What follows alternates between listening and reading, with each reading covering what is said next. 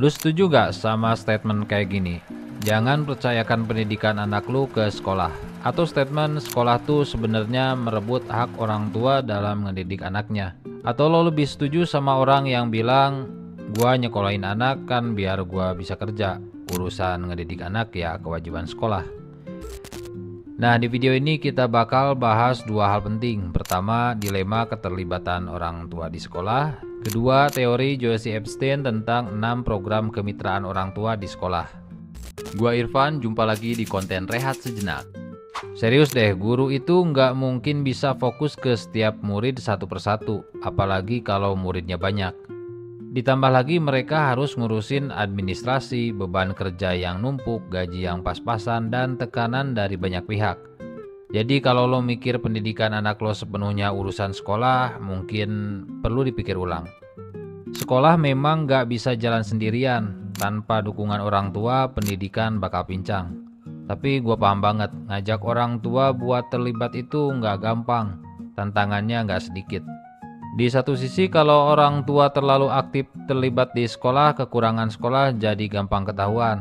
Gak heran ada sekolah yang sengaja membatasi peran orang tua dalam program mereka. Takut diawasi, takut dikritik. Di sisi lain banyak juga orang tua yang justru malas terlibat. Contoh nyata nih, ada ibu-ibu yang bilang ke gua, saya nyekolahin anak biar saya bisa kerja. Saya nggak mau repot sama urusan rapat sekolah. Ya waktu itu gue cuma bisa senyum aja. Tapi apapun tantangannya, karena sekolah udah dikasih mandat buat ngedidik anak bangsa, menurut gue sekolah wajib cari solusi biar orang tua bisa ikut terlibat.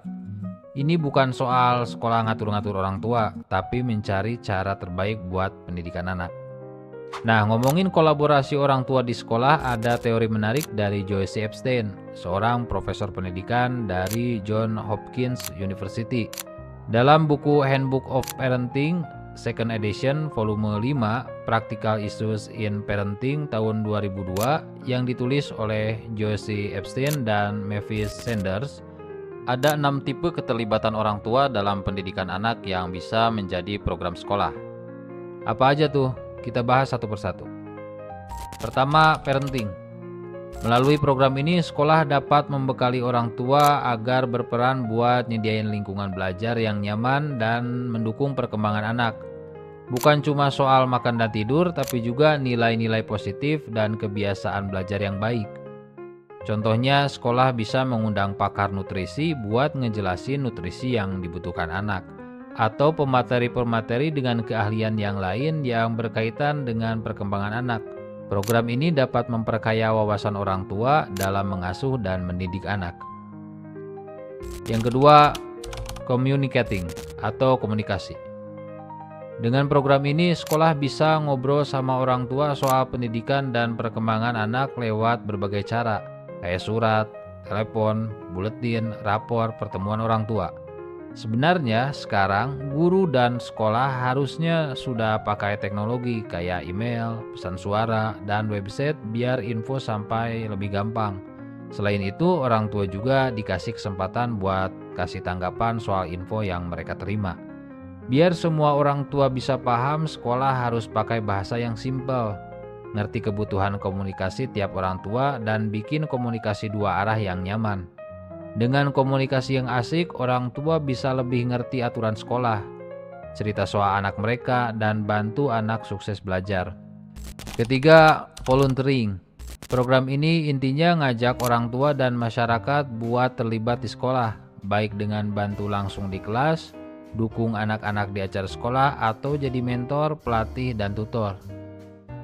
Biar semua orang tua bisa ikut serta, sekolah bisa bikin jadwal yang lebih fleksibel. Jadi mereka bisa bantu nggak cuma di sekolah, tapi juga di rumah atau tempat lain. Masalahnya nggak semua orang tua punya waktu buat datang ke sekolah karena kerjaan, transportasi, atau urusan keluarga lainnya. Makanya konsep volunteer sekarang lebih luas. Siapa aja yang dukung sekolah dan pendidikan anak, walaupun cuma sedikit, tetap dihitung sebagai relawan. Orang tua bisa bantu dengan cara nelpon orang tua lain, ngobrol sama komunitas, atau dukung sekolah di waktu yang mereka punya, kayak pagi, sore, malam, atau pas liburan. Keempat, learning at home. Guru bisa bantu orang tua buat mantau, ngobrol, dan ngebantu anak-anak mereka belajar di rumah dengan kegiatan yang nyambung sama pelajaran di sekolah. Dengan cara ini orang tua jadi lebih paham soal kurikulum, metode ngajar guru, keterampilan yang dibutuhin di kelas, dan gimana cara dukung anak dalam ngerjain PR, belajar buat ujian, sampai ngambil keputusan akademik kayak milih sekolah. Orang tua nggak perlu ngerti semua materinya, yang penting orang tua aktif dengerin dan nanya, biar anak makin semangat belajar. Kalau anak udah gede misalnya tingkat SMA, mereka malah bisa ngajarin orang tua. Contohnya nunjukin keterampilan baru dari PR, baca puisi yang mereka tulis, atau ngajak orang tua jadi asisten eksperimen sains. Yang kelima, decision making. Program ini adalah bentuk keterlibatan orang tua dalam mengambil keputusan di sekolah, baik lewat organisasi orang tua, komite, atau dewan sekolah. Gak harus ada organisasi resmi, yang penting suara orang tua tetap didengar. Yang penting semua diskusi ini buat nyari solusi, bukan bikin konflik. Jadi orang tua dan guru harus punya pemahaman yang sama dan saling dukung buat kerjasama yang lebih baik. Yang keenam, collaborating with community. Kolaborasi dengan komunitas adalah kerjasama antara sekolah, orang tua, dan berbagai pihak di masyarakat buat bantu pendidikan anak-anak. Sekolah bisa kerjasama dengan instansi pemerintah, bisnis, tempat ibadah, komunitas budaya, dan kelompok lain yang peduli sama pendidikan.